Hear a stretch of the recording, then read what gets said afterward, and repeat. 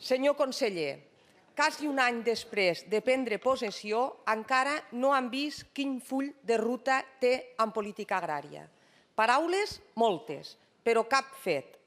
L'única realitat és la retallada del pressupost en quasi un 24%, mentre sí hi ha diners per subvencions identitàries i promoció del nacionalisme, els pagesos catalans han patit la retallada més important.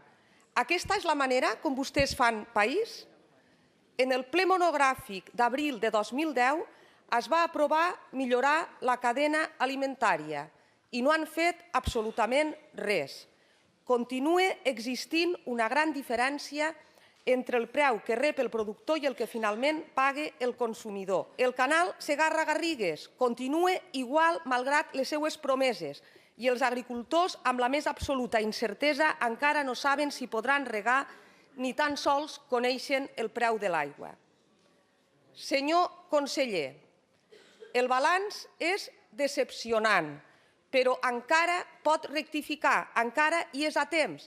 Aposti pel sector agrari, escolti els agricultors i els ramaders.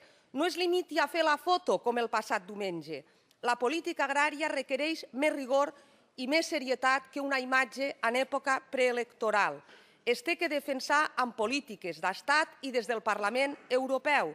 Demostri que aquesta sensibilitat pels agricultors catalans, de la que tant presumeixen últimament alguns, és alguna cosa més que paraules.